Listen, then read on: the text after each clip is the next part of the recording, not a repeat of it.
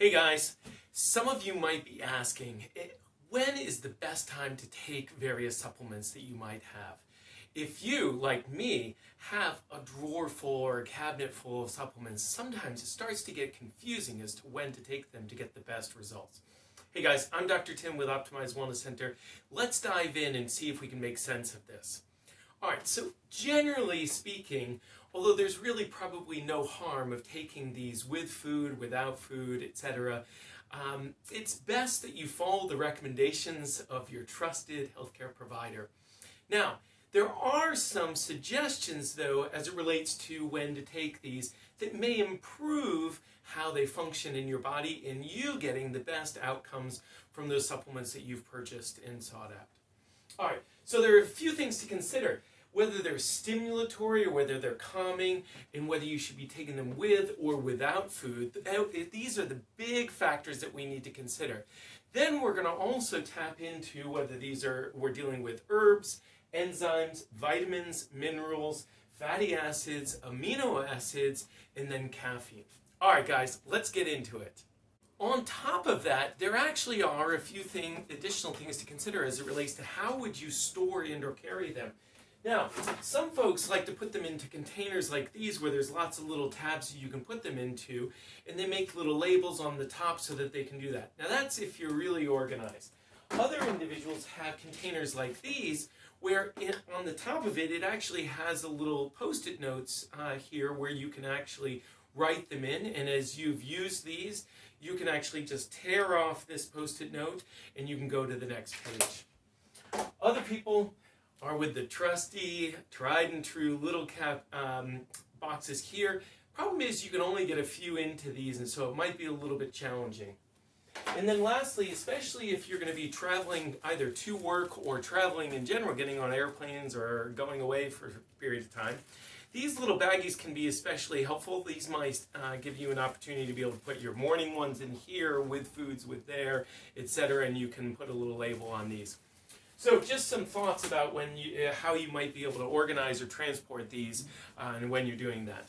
All right, so let's talk about some major takeaways. So stimulatory, it's important to know which of the products may stimulate the nerve system so that you take these likely in the morning with your meals or even up through lunchtime, but usually not after that.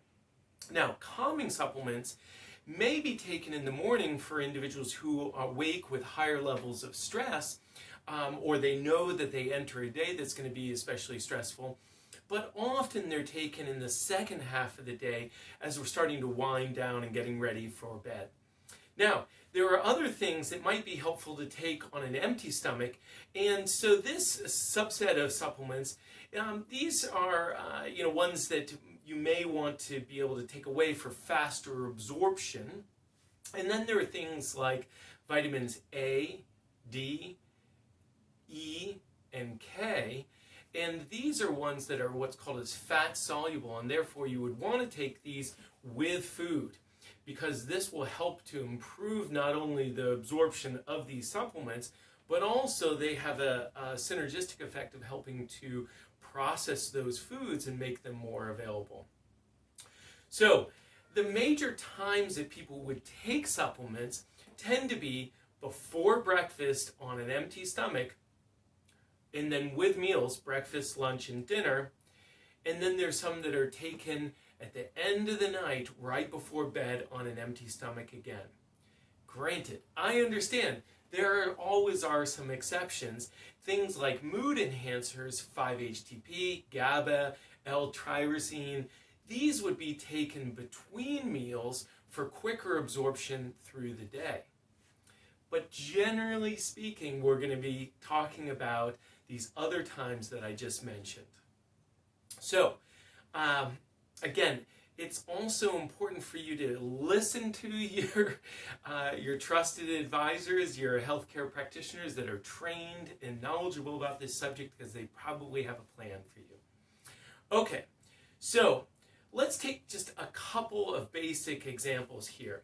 So herbal products. Now these could be taken with or without food. Now in Ayurveda, They are typically used to flavor foods. In traditional Chinese medicine, they'll be taken in a tea form, or even sometimes they'll be made into what's called as a decoction.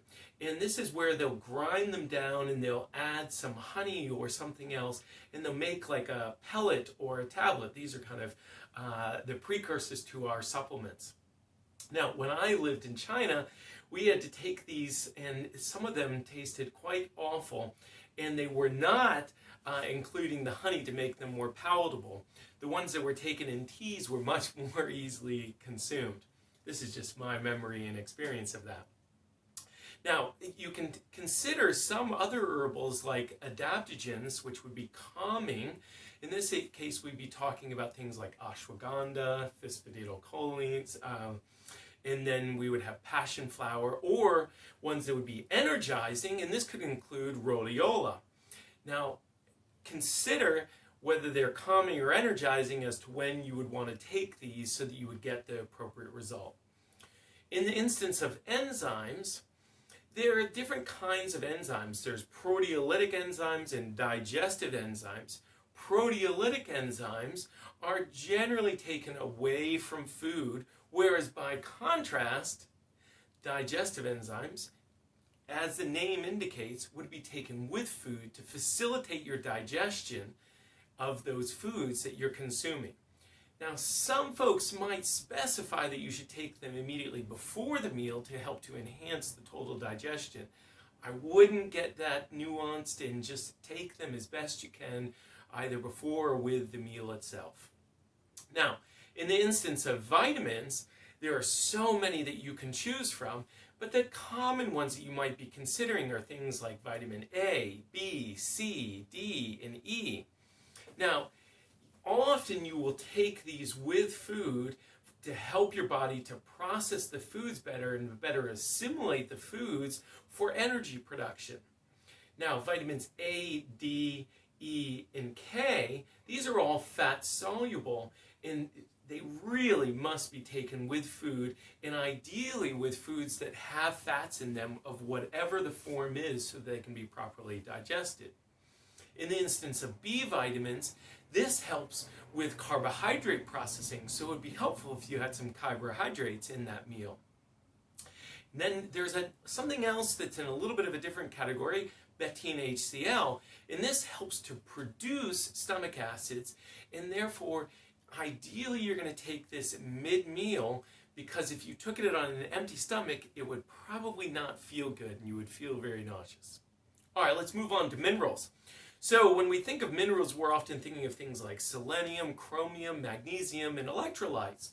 Well, these can be taken with or without a meal, although most commonly they're consumed with food, because it will mimic how your body has typically gotten these with a meal.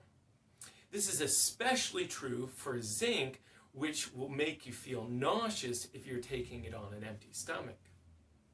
All right, progressing to fatty acids. Well, if you're consuming omega-3 fatty acids, which many of us should be consuming because often our ratios of omegas, be that omega-3, 6, and 9s, is disproportionately leaning towards the pro-inflammatory omega-6 and 9s, and therefore we want to take typically omega-3s to create a better balance. Most commonly, these are extracted from seafood, and this could be fish, crustaceans, algae, etc., and hopefully they're sustainable.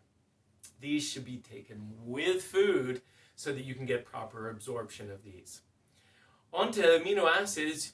Typically these will be taken before a workout to preserve your muscle. These are the building blocks for protein. And so be considerate of the fact that when you're taking amino acids, since they're the building blocks of protein, you're essentially eating, and therefore you're breaking a fast. So for those of you that are using fasting or fasting mimicking techniques, be considerate of that. Caffeine. Caffeine is interesting. If you take it away from food, it will be highly stimulatory. If you take it with food, interestingly, it'll help to not only digest the food better, but that food will also slow the absorption of the caffeine and give you a more sustained energy source. All right, guys, I hope that's helpful for you as it relates to how you can better think about when to take your supplements and when to take these various things. If you found this interesting, please press the like button. Consider subscribing to our channel. Share this with others that may benefit from this. And if you have any questions, put those in the comments below. Guys, it was great chatting with you, and I'll look forward to seeing you on the next video.